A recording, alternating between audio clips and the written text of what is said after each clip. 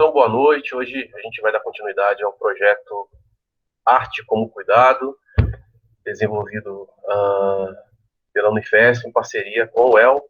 Quero agradecer aqui, como sempre, a todos presentes, a Joyce, a Liana, a Márcia, a Stephanie. A gente vem trabalhando na perspectiva assim, de promover encontros quinzenais, sempre com um convidado diferente, de várias áreas do campo da arte, para promover um bate-papo conosco, para a gente poder refletir a partir da trajetória, da arte que o convidado desenvolve, o momento atual em que nós estamos vivendo. Então, eu quero agradecer a todos, quero agradecer a Wesley e Eliana pelo cuidado de fazer o contato com o Carão, de sondá-lo, de fazer o diálogo.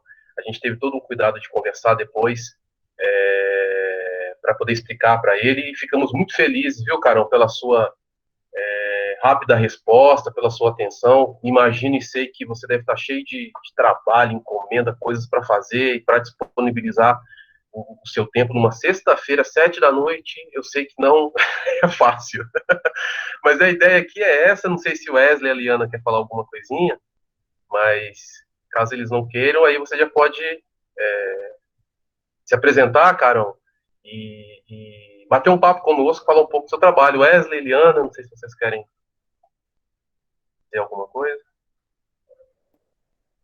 Não, eu prefiro privilegiar o Carão fazendo a apresentação aí a gente vai interagindo junto, né? Não sei se a professora Liana quer fazer alguma contribuição. Não, acho que tá ótimo. Vamos ouvir aí o Carão e depois a gente faz as intervenções. E agradecendo, viu, Carão, de aceitar nosso convite. Vamos lá, Carão, com você. Boa noite a todos. Eu agradeço aí o convite de poder falar aqui.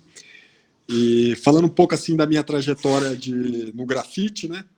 Eu comecei em 2000. Primeiro, começando lá atrás, desenhar eu já desenho desde criança. E na escola, tem professora minha aqui do primário, que hoje ela me segue em rede social, nas redes sociais, e ela comenta, fala assim, nossa, eu sempre soube que você um dia ia fazer isso, porque eu via durante a aula que você desenhava muito durante a aula. E aí o tempo foi passando, aí teve uma época assim que a gente dá uma parada, sabe, de pintar. Eu acho que na adolescência, talvez, buscando outro tipo de coisa. E depois eu tive um start, um restart em 2000, quando eu participei de uma oficina de grafite que foi ministrada pelo Tota, um grafiteiro de São Bernardo do Campo, aí no estado de São Paulo. Ele veio na época que o prefeito aqui em Londrina era o Nedson e tinha a Rede da Cidadania aqui na cidade. O Nedson do PT, né? Foi o primeiro governo do PT aqui, no começo dos anos 2000. E aí a cultura, principalmente a cultura de rua, né? Tipo capoeira, o próprio hip hop, o grafite faz parte, é um dos elementos do hip hop, né? Junto com o break, com o DJ e com o MC, o mestre de cerimônia. E aí teve essa oficina e minha irmã, ela me inscreveu nessa oficina e eu participei dessa oficina. Aí foi o primeiro contato que eu tive com esse grafite clássico, né? Aí de lá para cá eu não parei mais. Vivo a arte, não consigo desvincular o Tadeu do Carão, sabe? O cidadão do grafiteiro, é uma coisa só, não tem como. E nessa caminhada aí de 20 anos que completa esse ano, até porque esse ano eu estava com um monte de ideia de fazer exposição comemorativa, de fazer um evento aqui na cidade. Nossa, eu estava com várias ideias, só que aí chegou esse momento aí, a gente acabou não conseguindo fazer muita coisa, né? E falando um pouco assim, meu trabalho é um trabalho que ele é voltado assim para a cultura afro, sabe? O que eu faço basicamente na rua são figuras negras. Isso aí é da minha base. Desde o começo, sempre foi isso, entendeu? Não passei por letra, que é um clássico do grafite, né? Eu já de cara. Meu primeiro grafite foi um preto na parede, lá na Zona Norte, nos 5 Conjuntos, e de lá para cá é o que eu venho fazendo. E a minha busca, fazendo esse tipo de trabalho, é mostrar, como que eu posso dizer? Mostrar que o negro que a gente pode, sabe? Que a gente pode fazer o que a gente quiser, e a gente consegue fazer com qualidade. E porque assim, ó, eu não vejo muito a gente protagonizando nesse país, sabe? A gente não.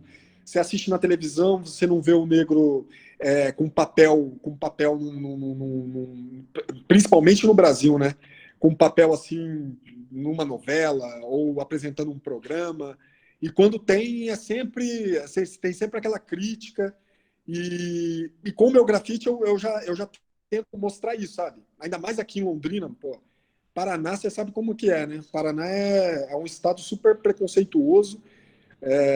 Então eu fazendo esse trabalho, eu percebo que acontece às vezes a pessoa torcer o nariz, outras acabam gostando. Para eu conseguir vender meu trabalho, bancar meu trabalho, também acaba sendo um pouco difícil, porque na rua é livre, eu posso fazer, entendeu? Desde que eu tenha uma autorização para estar fazendo. Mas a hora que eu vou vender meu trabalho, aí a pessoa fala, não, mas não é isso que eu quero, sabe? A pessoa fala, não, não é isso que eu quero, o que eu quero é isso. Aí a pessoa opta por outra coisa. Aí eu acabo tendo que fazer, porque eu tenho que ganhar essa grana, né? E isso aí acaba me ajudando, a pessoa nem imagina, mas acaba me ajudando com um material para eu estar pintando na rua, entendeu? Porque o grafite é isso. Porque o material não é um material barato, e aí eu consigo, a cada trabalho que eu faço, eu consigo um material para tá levando um trabalho meu para a rua, né? E tem uma história que, tipo assim, eu não vou conseguir alongar muito aqui, eu vou preferir ouvir as perguntas, mas eu tenho uma história que eu vou contar que aconteceu comigo em 2015. Aconteceu em 2015. Eu fui para Porto Belo, Santa Catarina, na praia. Não sei se vocês conhecem. E fui com a minha família para praia normal, tal. E aí eu queria pintar lá, deixar, porque assim, ó, o grafiteiro, para onde ele vai, ele quer deixar sua marca, sabe? E aí lá não seria diferente. Aí eu fui pedir um espaço, tinha um muro sabe quando você derruba uma casa, vira só o terreno e sobra as paredes de alguns cômodos?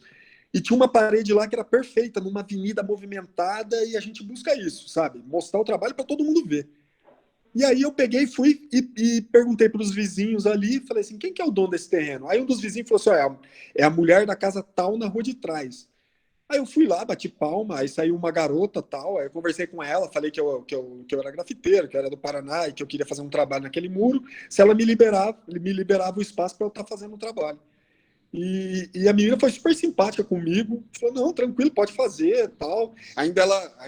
Ela falou assim, ó, não sendo nada religioso, tranquilo. Falei, não é nada religioso. E fui fazer o trabalho.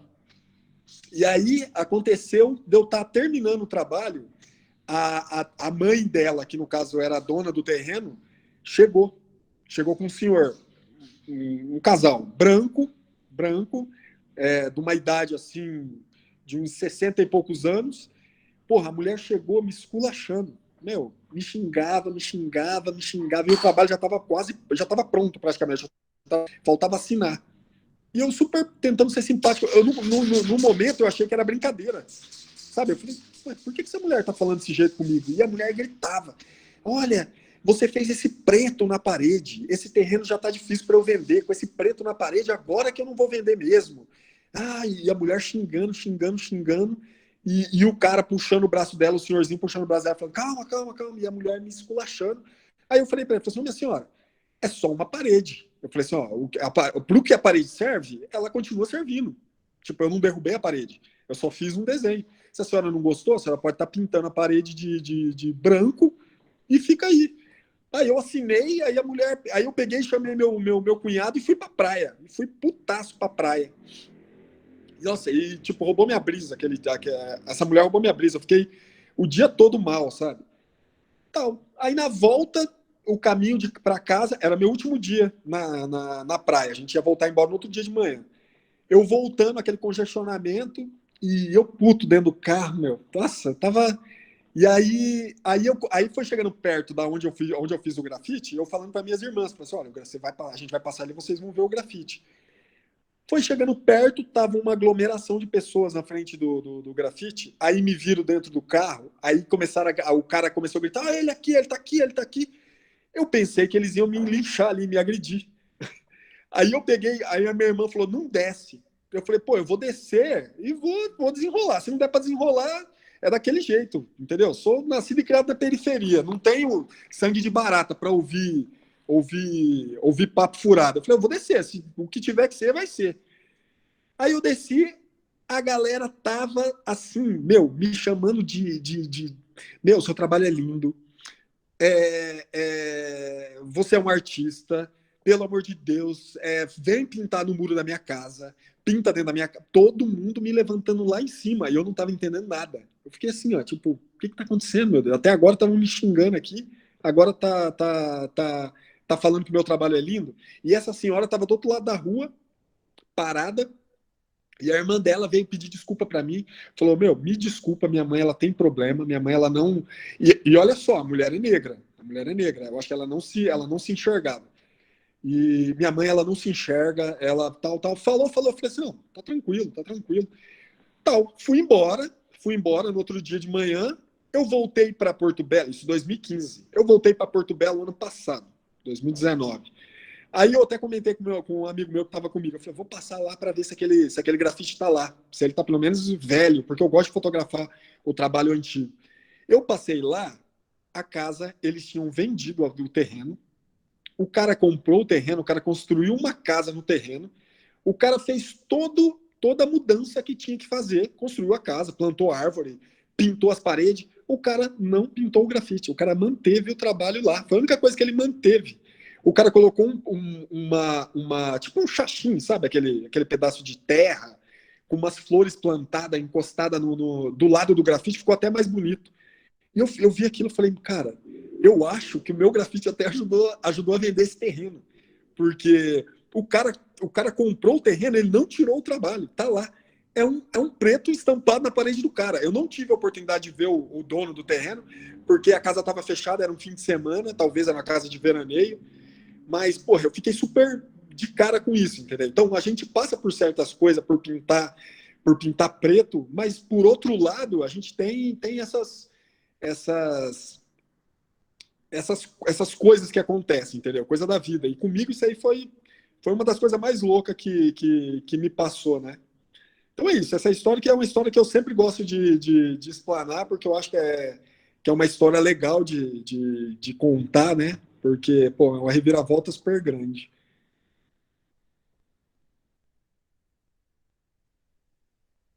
Ô, Carão, vamos bater um papo? Vamos? Antes, eu queria só fazer uma consideração aqui. Essa história aí que você contou agora já valeu a noite. Forte, assim, sabe? Olha que interessante, eu fiquei pensando aqui uma coisa, eu vou abrir aqui para a gente poder dialogar. Deixa eu me organizar melhor aqui com os arquivos. Eu acho interessante na sua fala quando você traz o seu começo, né? Quando você destaca a questão das oficinas, né? Eu tenho percebido com alguns jovens que eu já entrevistei, enfim, alguns aqui da periferia de São Paulo, e é uma coisa que aparece bastante na fala deles, é o que eles conseguiram aprender ou desenvolver a partir dessas oficinas que acontecem em seus territórios. Né? E na hora que você falou aí, me tocou profundamente, porque é uma questão de muito valor. Ou o jovem ele aprende algo ali, ou ele já ele já tem um aprendizado e ali ele consegue se desenvolver, ele tem uma orientação, conhece alguém que agrega valor, que consegue se desenvolver melhor.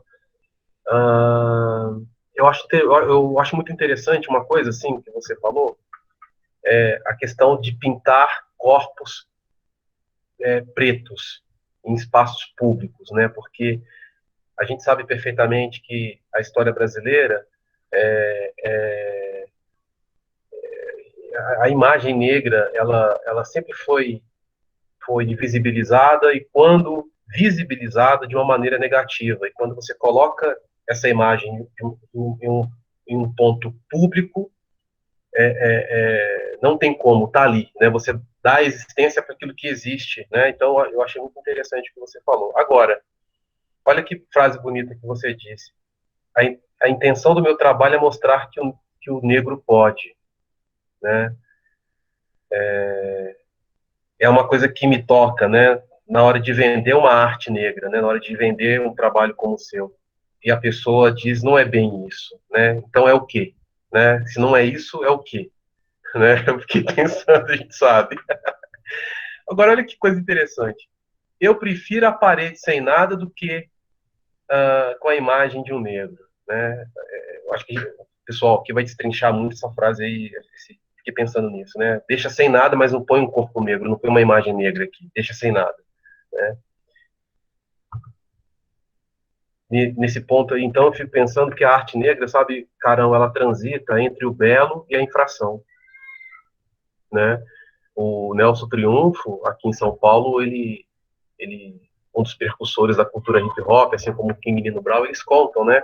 Que ao mesmo tempo que eles eram convidados para participar de clipe, vinha a polícia com repressão. Então, peraí, isso é arte ou é crime? Então, como que a nossa arte, ela transita nessa relação aí entre o belo e entre a infração. E por fim, assim, uma coisa que eu achei legal que você falou dessa história, que o negro que discrimina outro negro, de fato, como você falou, não se enxerga, né? Enfim, acho que você trouxe aí, em pouco tempo, grandes questões para a gente poder dialogar e questões muito profundas, de fato. Mas, enfim, microfone aberto, eu vou ficar aqui por conta da inscrição. Quem quiser se manifestar, é só colocar aqui no bate-papo e vamos lá.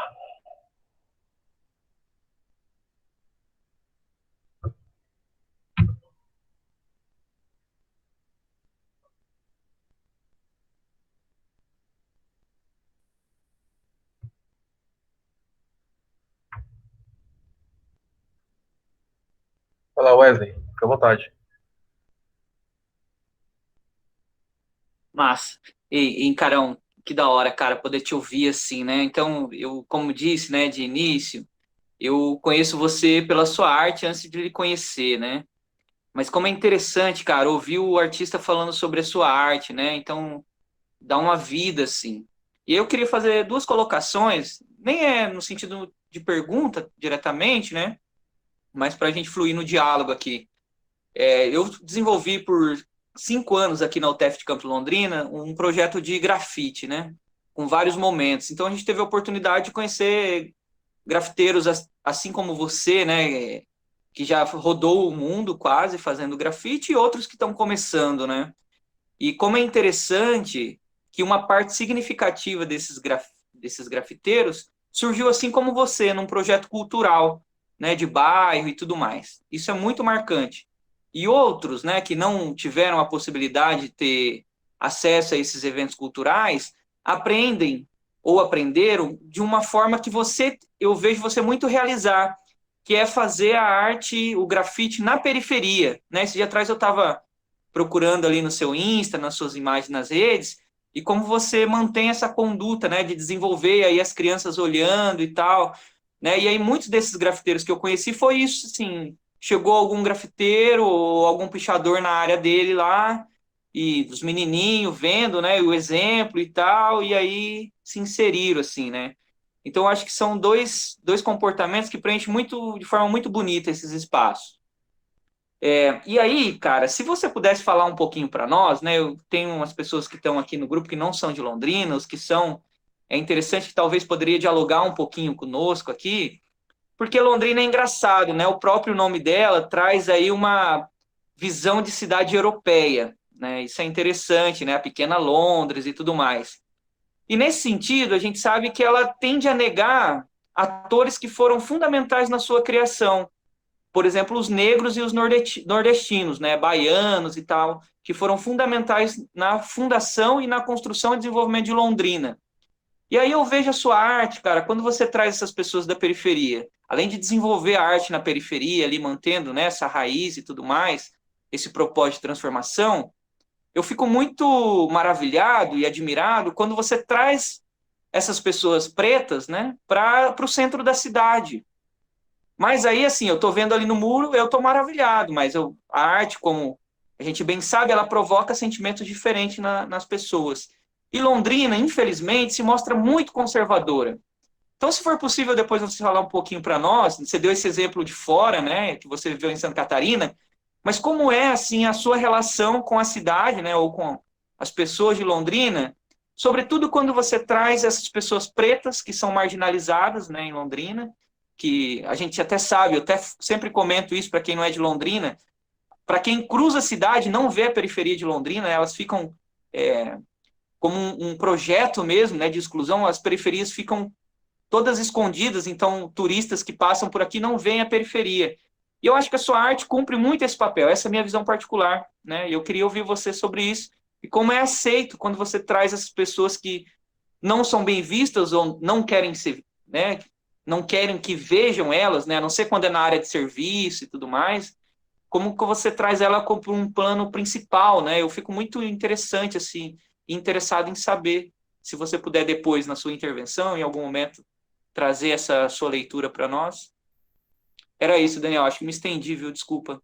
Não, imagina. Se quiser falar na sequência, Carol, fica à vontade.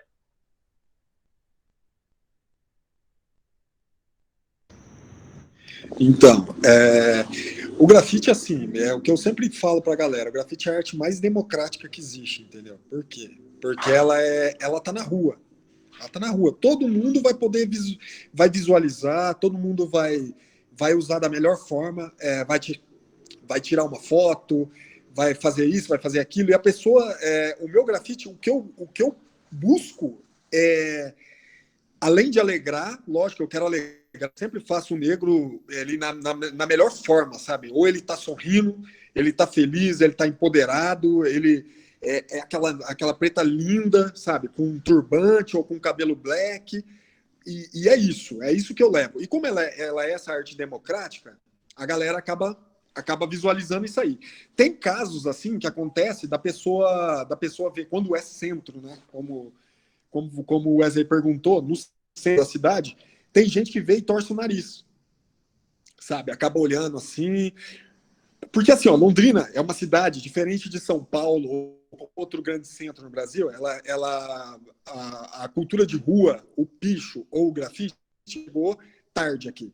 Ele chegou tarde.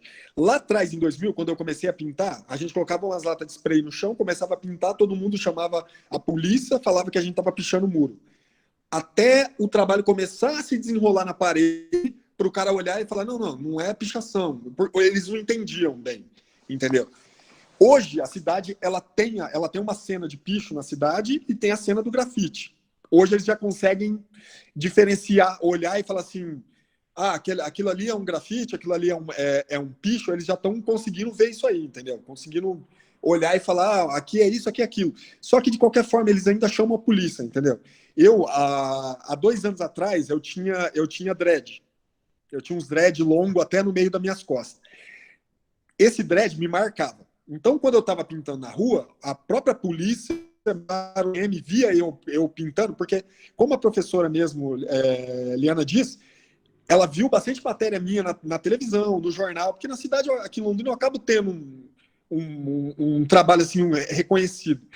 Então, eles me viam de dread e falavam, aquele cara ali é aquele cara do jornal, então tá tranquilo, sabe? Deixa ele pintar. Quando eu torei meu dread look, que eu voltei a ser careca, cara, primeiro rolê que eu fui fazer, eu já tive que dar explicação para a GM, para a Guarda Municipal. Eu estava pintando um trabalho que era comercial, e chamaram a polícia para mim, no centro. Chamaram a polícia para mim. E eram os moradores de um prédio que tinha próximo ao grafite. E a GM chegou e o cara veio, e eu estava com headphone, eu não estava ouvindo. E o cara veio, cutucou nas minhas costas, eu virei, aí ele pegou e olhou para mim, aí ele ficou me encarando, aí ele falou assim... Aí ele me reconheceu quando ele olhou pro meu rosto. Aí ele pegou e falou assim, um taxista ali acabou de passar pela gente e falou, vai lá que o cara tá vandalizando o muro. Cara, eu tava com umas 50 latas de spray no chão, a R$ 20 cada lata. Imagina se eu tava vandalizando. Porra, eu ia gastar tanto se for vandalizar, vamos com uma lata só, com um jet só a gente faz. Mas voltando. Quando você vai para a periferia pintar, é outro esquema. Quando você vai na periferia, é outro trato. O cara te chama para comer, o cara te oferece um churrasquinho que ele está fazendo, o cara te traz um refrigerante para você tomar, o cara te traz uma água, o cara te fortalece no que ele pode. O cara não tem, a família ali é simples, não tem quase nada, mas o mínimo que ela tem, ela divide com você. Quando você está pintando o centro, a galera te chama a polícia para você. Então, essa é a diferença. E quando eles veem que você está pintando, você é um preto, pintando um preto na parede, aí fudeu, cara. Aí que eles cai o cabelo deles, entendeu? Cai o cabelo. E falando da questão das oficinas, eu acho que a oficina é uma coisa que tem que ter, sabe? Eu acho que ela tem que ter porque às vezes você gosta, você tem uma predisposição para aquilo, mas você não sabe aonde, como fazer, como começar. E uma oficina é um pontapé, entendeu? É um pontapé. Então eu acho que tem que ter, a gente tem um espaço físico aqui hoje em Londrina, que é um coletivo Capstyle, que é o nome do coletivo nosso, que é Capstyle Home Art, e quando passar essa pandemia, a gente vai estar ministrando oficina aqui, entendeu? Então eu acho que tem que ter até para eu passar um pouco daquilo que eu aprendi, eu tenho que passar isso para frente, porque o que a gente aprende, a gente tem que passar para frente. Vocês que são professores, vocês sabem que é assim que é, entendeu? É assim que funciona. Racismo, né, Carol? Acho que a sua narrativa, sabe, sem pronunciar a palavra, né, mas está pronunciando a estrutura do racismo. Né? Agora, olha que interessante, né, o dread, né, porque o dread, geralmente, ele é símbolo, é visto, né, como um símbolo de marginalização, né, e aí você consegue inverter o olhar do seu dread, né, o cara conhecido como dread. Então, o cara olha assim, ele não tem um preconceito, ele não tem uma reação, porque ele sabe que é você. Ele associa o dread ao cara que passou na televisão, o cara que fez a reportagem. E aí dá o efeito contrário, você tira o dread e aí volta, né? Volta ao que acontecia antes, né? É uma fala muito singular, muito singular. Bom, a Márcia, ela ia falar, não sei se você quer falar, Márcia. Fica à vontade. E aí, Carol, tudo bem? Eu ia pedir para você contar a história do dread, que eu acho essa história muito interessante. Carol, eu tenho 8 tatuagens do Carol, então a gente já trocou muita ideia, né? E aí eu achava essa história do dread bem interessante. Carol, você não, eu sei que o central na tua arte, ele é o grafite, você sempre fala isso e fica muito claro sempre. Mas fala um pouco também das tatuagens que muitas vezes você mantém também essa sua pegada, né, dos corpos negros e tal, que a gente percebe isso quando a gente olha no Instagram e tal. Fala um pouco como que foi a tua entrada também com a questão da tatu. E aí você falou um pouco aí do coletivo Capstyle, né, mas fala um pouquinho mais como que é esse coletivo aí para a galera conhecer, que eu acho bem interessante esse trabalho de vocês. A Márcia é minha amiga aí, sempre tatuando, já fechei o braço, já fiz muita tatuagem, já trocou muita ideia já, nossa. Já, eu tenho 8 tatuagens, estou esperando o meu quadro agora, né? Vai rolar. Eu te falei que vai rolar, né? Uma hora sai. Vai ganhar um brinde agora é um brinde. Não, eu tenho uma enorme dele na sala, que é afeto, que é um menino, é uma mãe e uma criança, que é a coisa mais linda. Mas agora eu quero que ele pinte eu. Mas vai, fala aí, Carol. Ai, nossa, então, na tatu é assim, ó, eu comecei profissionalmente, eu comecei em 2007, na tatu, fazendo tatuagem. E a tatuagem, ela é muito louco, porque a tatu como que eu posso dizer? Porra, a tatu é uma arte que eu gosto muito de tatuagem, de fazer a tatu, porque eu tenho, a tatu é diferente do grafite, diferente não, o grafite também, que você acaba conversando, conhecendo pessoas, mas na tatu você acaba ficando, sabe, você acaba sendo um psicólogo, você acaba trocando muita ideia com a pessoa, você aprende muito, eu aprendi muito tatuando com pessoas, na conversa da pessoa falar de vida. e eu falar, caramba, entendeu? De tudo, meu, acontece N coisas. E falando assim na visão artística da tatu, a tatu ela é basicamente é uma arte feita por brancos, entendeu? Muito pouco negro faz tatu tipo assim, no Brasil, se for para o norte, nordeste, vai ter bastante, mas aqui para o sul, Londrina, tem 2 tatuadores negros. Tem eu e mais um que é jovem, que surgiu agora. Então eu fiquei de 2007 para cá tatuando, sendo o único. E para mim servia até como referência, que a pessoa falava assim, mas quem fez seu tatu? Foi o Carão. Mas como que é o Carão? Um cara alto de dread. Pronto, é eu. Não tinha como a pessoa perder. Para mim a referência era perfeita, né? Então é assim, é muito louco essa parada, porque é uma arte que ela é totalmente diferente do grafite. O tatuador ele não passa dica. Você vai no estúdio do cara, se o cara não for seu amigo, o cara te distrata. Meu, é um negócio muito louco, diferente do grafite, né? Diferente do grafite. As oficinas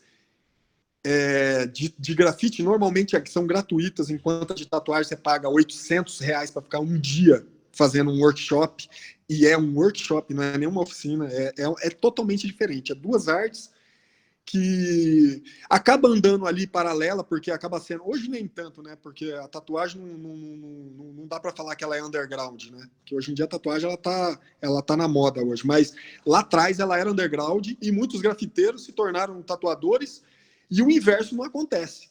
O inverso não acontece, de tatuador virar grafiteiro. Às vezes acontece um cara que vem aqui na nossa loja, que a gente vende um material aqui no Home Art, a gente vende umas latas de spray, vira e mexe, vem algum tatuador aqui comprar um material, mas o cara, a hora que ele toma o primeiro sol na cabeça, na rua, ou o primeiro baculejo da PM, o cara para. Tipo, ele não quer isso. Ele está acostumado a fazer a arte dele dentro de um ar, debaixo de um ar-condicionado, ganhando por hora, e enquanto ele vai gastar por hora na rua, a troco de. Entendeu? Então é muito louco essa parada. Essa diferença da tatu para o grafite. Eu acho que é por isso que o grafite, como eu disse, eu gosto muito, mas o grafite acaba me estressando demais. A tatu, no caso. Eu gosto muito da tatu, mas ela acaba me estressando demais. Eu fico estressado. E aí eu saio para rua pintar, que vai me desestressar, entendeu? Eu até falo, a Márcia sabe, eu sou um grafiteiro que faz tatuagem, não um tatuador. Por exemplo, eu não me julgo um tatuador. Apesar de eu levar muito a sério essa arte, ter o máximo de respeito, mas eu sou um grafiteiro, entendeu? Eu sou um grafiteiro que faz tatuagem. Falando agora do Home Art aqui, é um espaço que a gente abriu aqui no centro da cidade, em Londrina. E esse espaço, agora a gente não está podendo fazer muita coisa, porque a gente abriu esse espaço aqui no meio da pandemia. Então a gente não pode fazer quase nada. Mas ele vai funcionar assim. A gente vai vender as nossas artes, tela, desenho em aquarela, camiseta com estampa de trabalho nosso, 5 grafiteiros aqui. Quer falar alguma coisa, Márcia? Tá. E são cinco grafiteiros, e cada um com um trabalho distinto. Todo mundo tem um nível alto na qualidade, mas cada um faz uma coisa. E o único que tem essa abordagem no estilo sou eu. E aí a gente tá nessa, esperando passar essa pandemia para poder ministrar umas oficinas. Tem uma galera já procurando, querendo saber quando vai acontecer, como vai acontecer, só que como não tem como fazer, eu a gente nem montou como vai ser as oficinas e os workshops, mas basicamente é isso, é no centro da cidade, vai estar aberto para a galera poder vir, vai rolar exposições, igual você pode ver que tem algumas telas aqui. Tem uma aqui que eu estou pintando. Olha a minha lá, que o Hugo fez. Tem a minha que está lá me esperando. Ó. Eu peguei uma, bem essa. É minha aquela tela. Você tem que vir buscar, né, meu? Eu fui antes de ontem, estava fechado, não sabia que tinha fechado o comércio. Então, e o espaço é isso. O espaço é esse. Então, vamos esperar passar essa pandemia aí para a gente poder agitar a cena na cidade. Caramba, eu queria mostrar uma imagem aqui que eu peguei na internet. Posso compartilhar aqui? Você falou aí da. Ver se vai aparecer.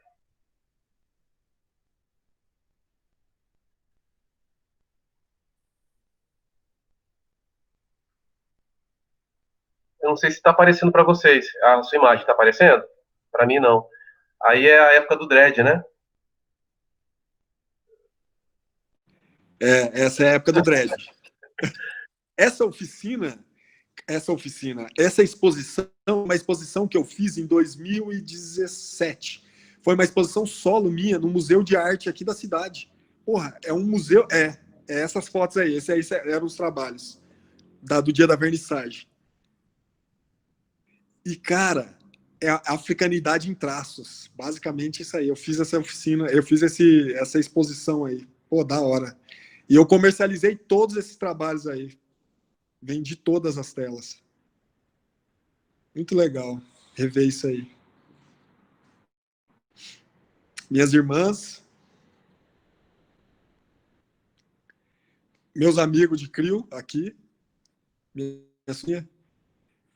Esse aí é os meus amigos aqui que participam do coletivo da gente aqui.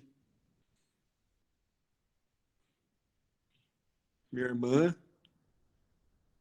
Galerinha. Esse era um vereador aqui da cidade, minha namorada. Teve show de rap? Teve um DJ, amigo nosso, discotecando, tocando sons. Muito bonito. Ó, teve até doces, né? Petisco, né? Maravilha. Nós é foda, cara. Ó, muito bom mesmo. Muito bom. Ó, você vê, deu bastante gente. Cara, se eu te falar que as mulheres do museu dizem que essa exposição foi a mais vista até hoje. Ela falou assim, essa exposição foi a mais visitada do museu até hoje. Diz que ia sala de aula de escola para fazer visitação. Foi super da hora isso aí. Olha a galerinha. Minha irmã também. Muito bonito. Vou parar aqui. Eu compartilhei aqui no bate-papo esse link. Quem quiser ver com mais calma depois, eu disponibilizei aqui. Pessoal, não sei se alguém quer fazer mais alguma pergunta.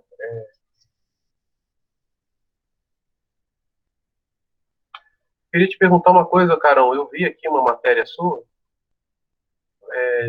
uma matéria de 2012, eu postei ela aqui também, que você fala da sua história lá da pichação, né? Você comenta. E aí é um momento que você fala assim que a questão não era o vandalismo, mas era uma forma que você encontrava para poder ser ouvido, né? E qual é a sua leitura hoje em relação à pichação e ao grafite? Como que você analisa isso hoje? Para a molecadinha que está chegando aí na cena. Então, aqui na cidade a cena do picho aqui tá forte, cara. Tem bastante pichador, os caras tão buscando o pico, igual eles dizem, né? Buscar o prédio. Londrina é uma cidade super vertical, tem muito prédio aqui na cidade. E a galera tá chegando fazendo picho igual tipo São Paulo, tá ligado? Aqueles pichos suspenso, e eles estão no apetite. Eu já pichei muro também, eu já fiz pichação lá atrás, no começo, na primeira metade dos anos 90, na Zona Norte, que eu sou cria do Cincão, que é uma região aqui de Londrina que foi super estigmatizada nos anos 80 e a primeira metade dos anos 90. E eu sou cria de lá. E na minha época de adolescente, assim, a gente não tinha o costume de sair da periferia, sabe? Sair da quebrada para vir para o centro. Pô, a gente ficava focado lá, era lá. E aí eu pichei muito muro lá, porque era a época, sabe? A época era isso, eu pichava muro. Então, eu escuto muita gente falar assim, nossa, você evoluiu da pichação pro grafite? Eu falo assim, como assim evoluiu? Eu não vejo um grafite como uma evolução de uma pichação. E, da mesma forma, como eu falei da tatu também, sabe? Falar assim, o cara evoluiu do grafite para tatu. Também não. Entendeu? São coisas diferentes, entendeu? E a cena aqui na cidade é uma cena que acontece. É lógico que tem uma molecada que acaba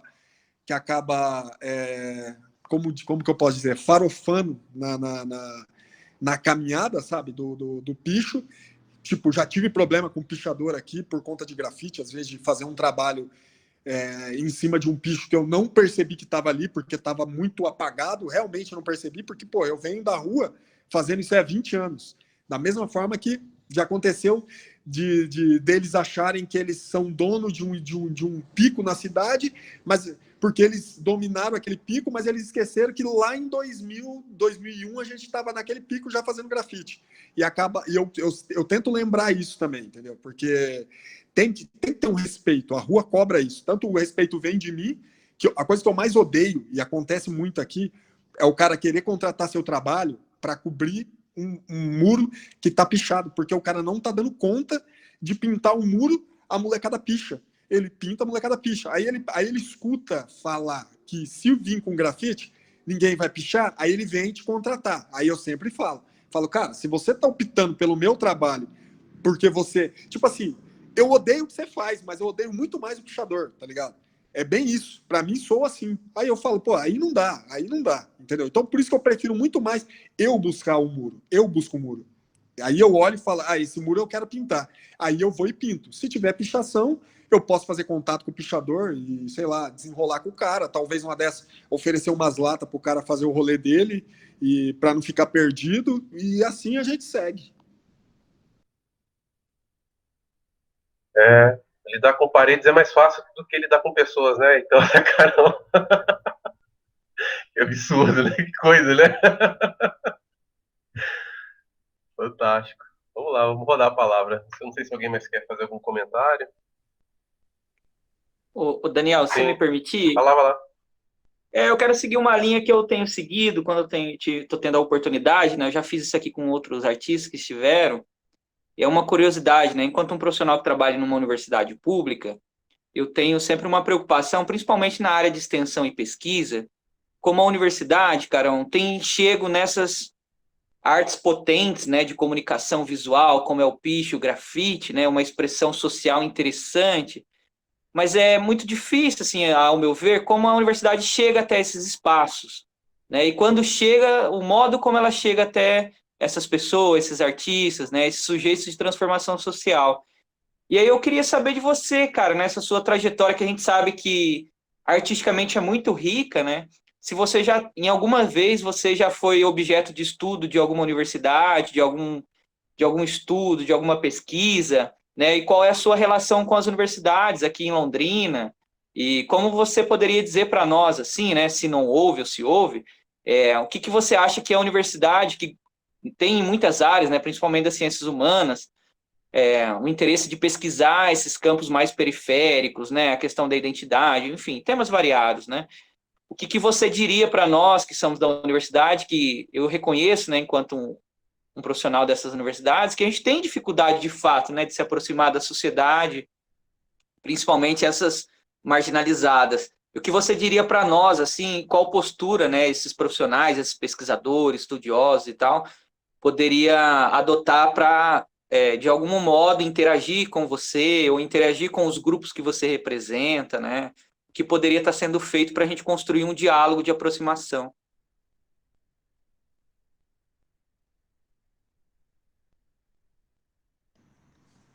Então, a UEL aqui, para mim hoje, a UEL eu tenho... tipo assim, tenho acesso, sabe? Tá acessível, apesar de eu não tenho nenhum trabalho meu na UEL. Não tem nenhum trabalho meu lá, você sabe. Já fui objeto de alguns TCC de algumas pessoas, sabe? Ali de um TCC, de eu dar uma palavra para a pessoa, mas nada muito a fundo. Eu percebo assim, ó, como londrinense, nascido e criado aqui na Zona Norte, a UEL, pra gente, ela acaba sendo muito distante, cara, pra periferia, tá ligado? Eu lembro que lá atrás, nas antigas lá, quando eu escutava falar de UEL, pra mim era um negócio, cara, tipo, distante demais, distante demais. Eu fui ter contato com a UEL depois que eu tive um relacionamento com uma pessoa que estudava lá, que eu comecei a entrar nesse meio, conhecer pessoas, e hoje é diferente, né? Hoje acaba tendo, mas não tem muito.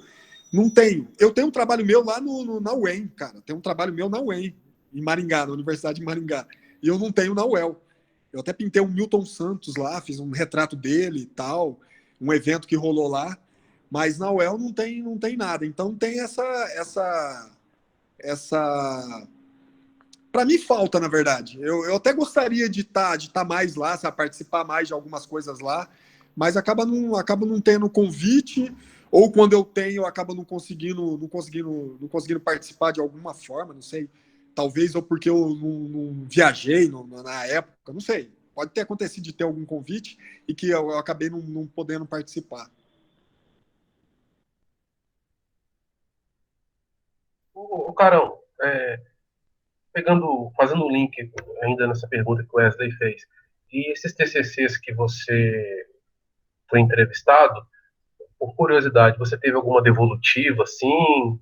Depois alguém deu algum retorno para você da pesquisa que foi feita, ou te convidaram para o dia da defesa? Aconteceu isso?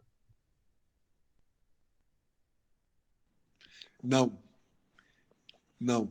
Eu encontrei uma menina uma vez que eu falei para ela, respondi um questionário lá que ela me mandou, que era um TCC dela. Eu encontrei ela numa balada.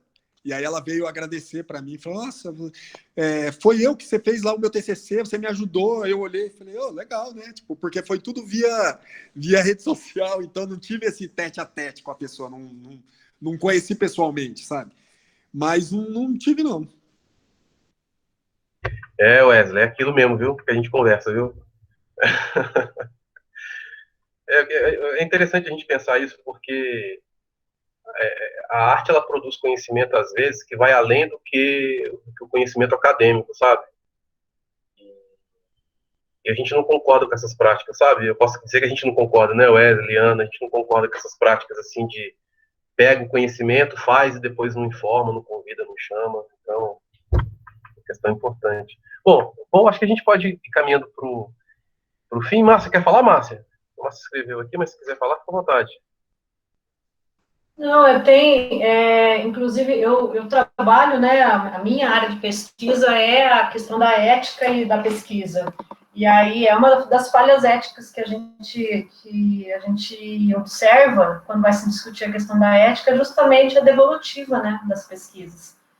Que, inclusive, geralmente ela não está. Eu estou fazendo um levantamento, eu estava, né, antes da pandemia, antes de tudo isso acontecer, de quantos TCCs colocavam no trabalho também, como que ia ser a devolutiva do trabalho, né? E, como eu disse, eu não consegui concluir ainda esse levantamento, justamente porque é uma falha, na verdade, é uma falha ética, né? O conhecimento que fica apenas dentro da universidade acaba não alcançando nem mesmo aqueles que participaram da pesquisa, né? E também os comitês de ética em pesquisa, daí já falando dentro da universidade, não tem essa preocupação quando vai se falar, né? Tem toda uma preocupação burocrática, né, de apresentação de documentos e tal, mas não de como que isso vai atingir, na verdade, aquela população que participou da pesquisa, né? Então, é interessante foi a reflexão que faz, né, para que a gente dentro da universidade pense, né, essa questão da devolutiva das pesquisas, né? Pô, o cara eu encontrei na balada, meu. Eu acho que se eu fosse a menina, eu ia sair correndo. Que vergonha. Ô, Daniel, deixa eu falar um pouquinho também, né? O Carão, quando você traz tudo isso para a gente, tem muitas coisas que você trouxe hoje aqui, assim, que nesse momento elas estão sendo reelaboradas aqui na minha cabeça, né? Então, eu destacaria a questão das oficinas e penso, né, o quanto que há de potência na arte para trabalhar questões importantíssimas na sociedade, na sociabilidade, e a exemplo de outras pessoas que já passaram aqui nesse projeto, o quanto que a arte foi decisiva para mudar o rumo da vida delas, né? E todas as pessoas, eu lembrei da Ziza, né, Daniel? E assim, o quanto que essas pessoas que conseguem furar essa sociabilidade burguesa pela arte de alguma forma, o quanto que isso é importante para essa geração que está vindo, para as crianças, para os adolescentes, como já foi falado aqui, né, que o Wesley comentou, poxa, eles olham você lá fazendo uma parede, o que isso significa? Então, eu acho isso muito legal, e para nós, que de alguma forma estamos na academia ou qualquer outro tipo de trabalho, a gente não pode fechar os olhos para isso.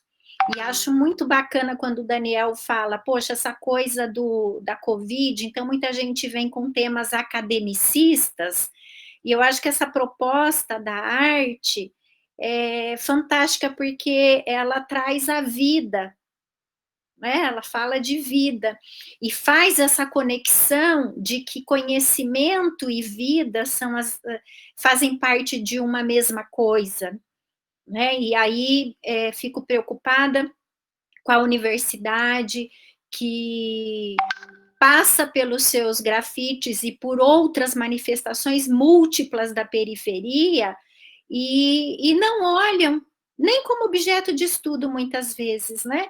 Então, o quanto que a universidade está distante da realidade, isso é muito preocupante. Tchau, Márcio. E então, acho que a sua participação hoje aqui, para nós, é fantástica, no sentido de continuar nos alertando.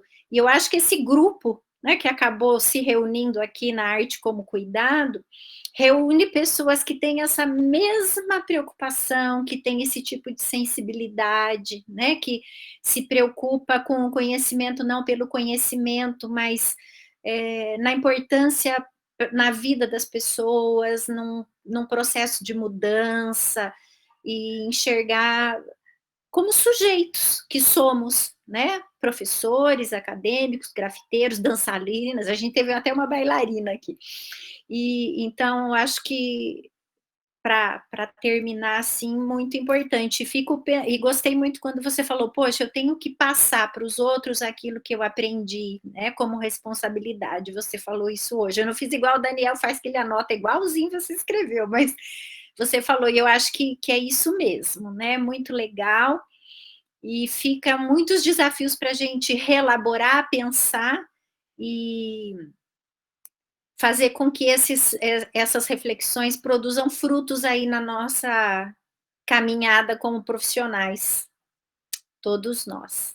Obrigada, viu? Foi muito bom.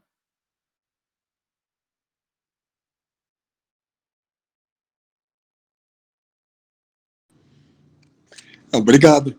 E uma coisa que eu quero dizer, que eu quero falar aqui vocês, como estão dentro da academia, dentro das universidades, tipo, tenta levar a rapaziada, sabe, para fazer alguma coisa aí dentro, porque na minha época, assim, de jovem, não que eu não esteja jovem, eu estou jovem ainda, mas lá atrás, eu via a universidade com uma... era uma distância absurda, até a hora que eu comecei a entrar ali dentro, entendeu? Conhecer pessoas e que abriu a minha cabeça. Eu não tenho um estudo, eu não estudei. Eu tive que trabalhar cedo, eu não estudei. Graças à minha arte, eu consegui aprender muita coisa fora, na rua. O hip hop me ofereceu isso, entendeu? Então, se vocês levando essa galerinha aí para dentro, numa dessa vocês estão, sabe, tá formando um cidadão bem melhor. Tá dando uma oportunidade. Porque é assim que funciona. Que a gente, às vezes, fica lá no fundão, desacreditado, entendeu? Não acha que nada... Acha que não é pra gente, principalmente o jovem negro, preto, lá do fundão. Cara, é o que eu falo, é aquele estigma que tem. A gente é estigmatizado no último. Estereotipado. O cara, se você não for jogador de futebol, ou pagodeiro, ou um MC de nome, você tá fadado a terminar suas vidas aí bebendo dentro de um bar. E, na verdade, não é isso. A gente tem oportunidade oportunidade assim, né? Se a gente tiver o espaço de estudar e ser alguém através do estudo. Então, tenta levar a galerinha aí para dentro aí.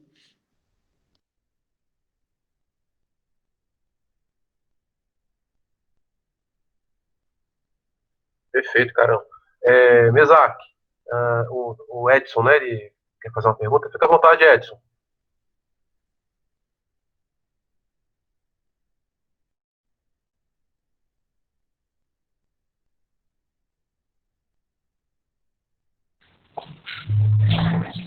Opa, boa noite. Vocês estão me ouvindo? Vocês estão com... Opa, boa noite, Carão. Cara, primeiro, parabéns pela obra, parabéns pelo trabalho.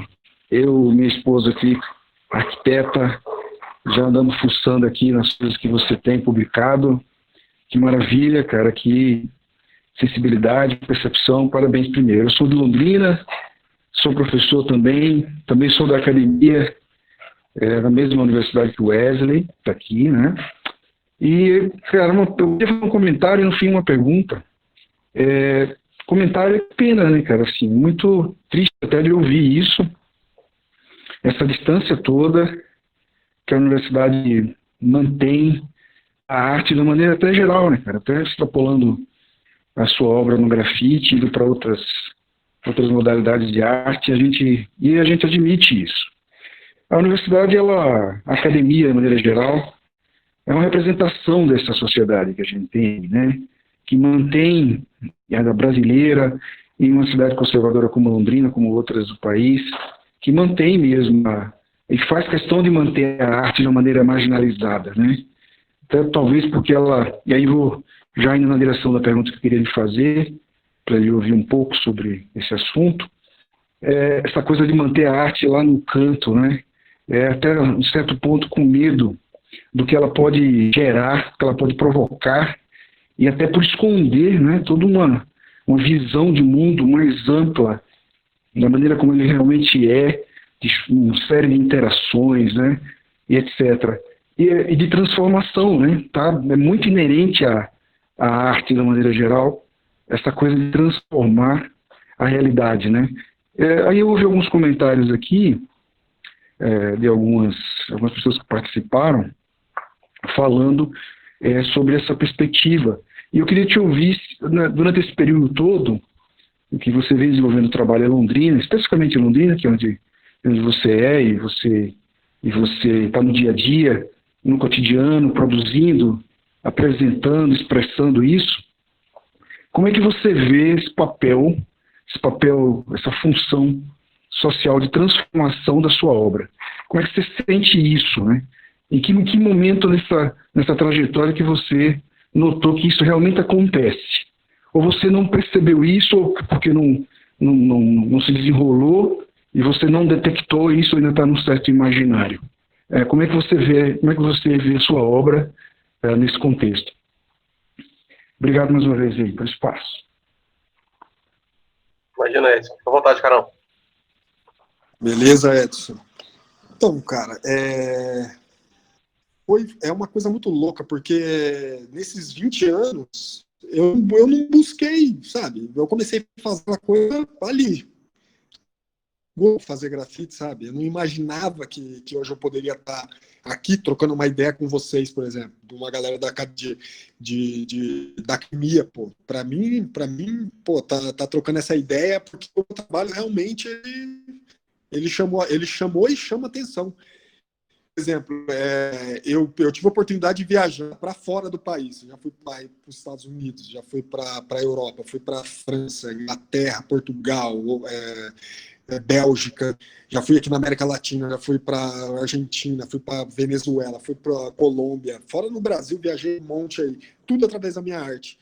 E de repente, sabe, eu tá num lugar assim, aí eu olhar e falar, caramba, cara, olha onde eu tô, saí lá do Cincão e de repente eu me ver nesse lugar aqui fazendo grafite e a galera tendo uma valorização. Por exemplo, eu fui o ano passado pintar num evento, o maior evento de grafite do mundo, o Meeting of Style chama, na Bélgica, em Antwerp, norte da Bélgica. E eu levei meu trabalho para lá, eu pintei uma parede super vertical, grande, alta, pintei uma mãe negra com uma criança, tal, e a galera, vinha trocar ideia comigo, todo mundo parava, queria conversar comigo, que isso? O que esse cara tá fazendo? É muito diferente do que o europeu faz, sabe? E aí a galera queria vir conversar comigo, e aí, como que eu ia conversar? Porque lá fala-se holandês, e o holandês é uma língua que ela não é muito fácil de entender, né? E aí eu falo um pouco de francês. Aí eu consegui desenrolar um pouco no francês ali, mas é isso. Pensando por esse lado assim, a minha arte, ela abriu muito, ela abriu a minha cabeça, ela me deu uma visão mais ampla de vida, sabe? E eu só tenho a agradecer por poder fazer isso. Até meus pais, lá atrás, quando eu comecei a fazer o grafite, eu não teve resistência deles, coisa que às vezes eu vejo sabe, falando, isso aí não vai dar certo, isso aí é coisa de vagabundo, sabe? Não, meus pais sempre ali, ó, não, meu filho, é isso que você quer, vai, e eu fui, e de repente tô aí, aprendendo a cada dia, e levando essa arte. Aqui em Londrina, como o Wesley falou, é uma cidade que ela é forçada nessa questão de ser europeia, sabe? Essa coisa de Londres, a cidade é Londrina. Uma vez eu perguntei para um cara por que chama Londrina, mas por que real, né? O cara falou que é por conta do fog londrino, né? Que Londrina é uma cidade que ela tem aquele fog, o nevoeiro. Eu falei, pô, nunca vi isso aí. Tipo, não tem, é um pouco forçado, sabe?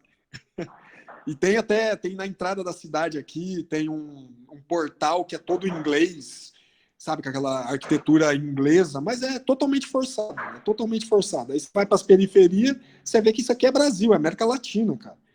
E é isso, basicamente isso aí. Maravilha, Carão. Não sei se alguém quer falar mais alguma coisa, se alguém quer fazer mais alguma pergunta. Muito profundo, viu? Foi uma aula, viu, Carão? Foi uma aula.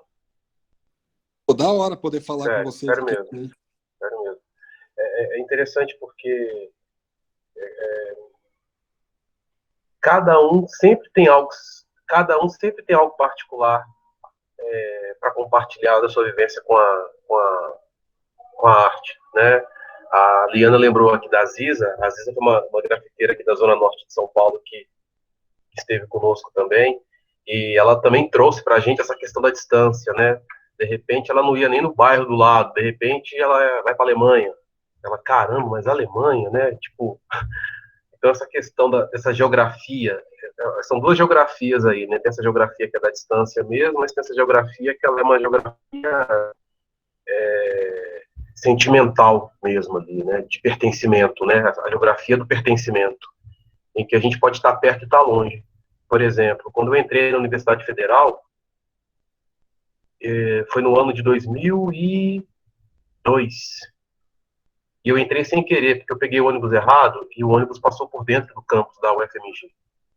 Foi uma viagem do terror para mim, porque eu fui vendo aquelas pessoas ali, eu não me via. Falei assim, eu já sabia que isso não era para mim, agora eu tô conhecendo, não é para mim mesmo. Só falar uma coisa aqui. Tá vendo? Sim. Você falou que você foi errado. Você entrou na universidade e hoje você está aqui.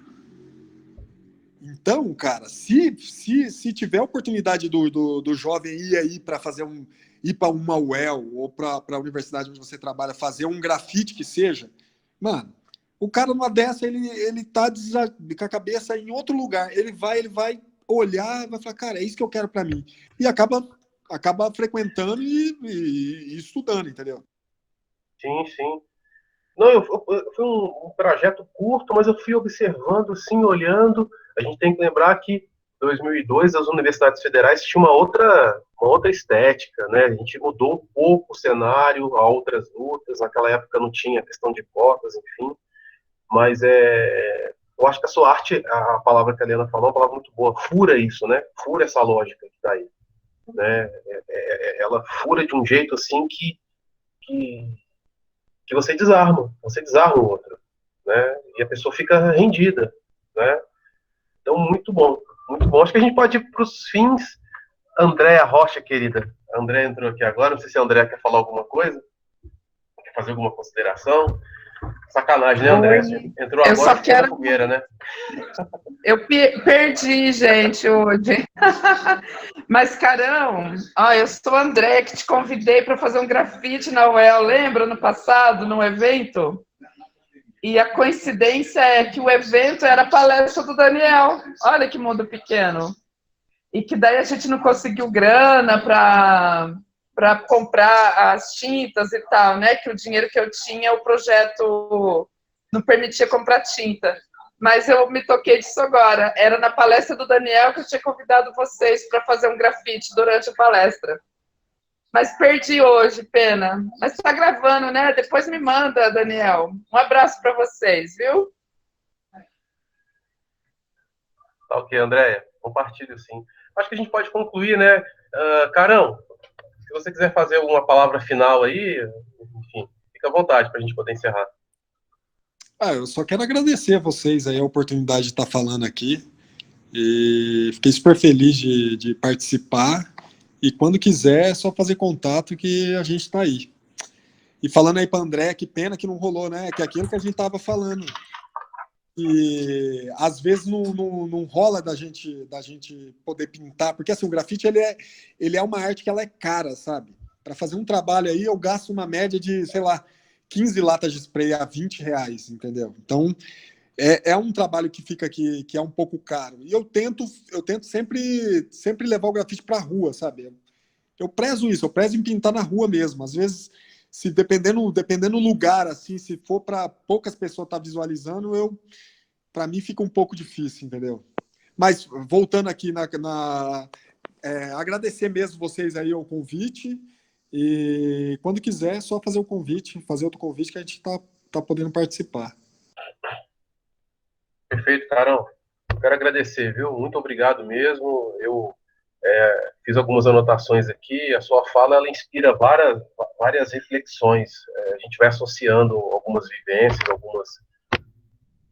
alguns aprendizados que a vida vai colocando para a gente. Quero agradecer o pessoal que ficou compreendendo também os que saíram. Agradeço os que permaneceram. Sempre agradecer aí o Wesley, Eliana, aí, grandes parceiros, André tá aí. Muito feliz, André. Depois eu vou te ligar para a gente conversar. Quero dizer também que dia 24 deste mês, às 7 horas, a gente vai ter uma outra edição do projeto. E fica o convite. A gente sempre está se reunindo com esse link, tá? E também chamar atenção para o pessoal conhecer o trabalho do Carão. Eu coloquei aqui o Instagram dele, 2 matérias, mas tem muito mais coisa aqui na internet. Aqui eu olhei rapidinho, vale a pena prestigiar, conhecer e contratar as telas também, Carão. Você vê as encomendas aí. Leandro, Wesley, se vocês quiserem fazer uma palavra, tranquilo?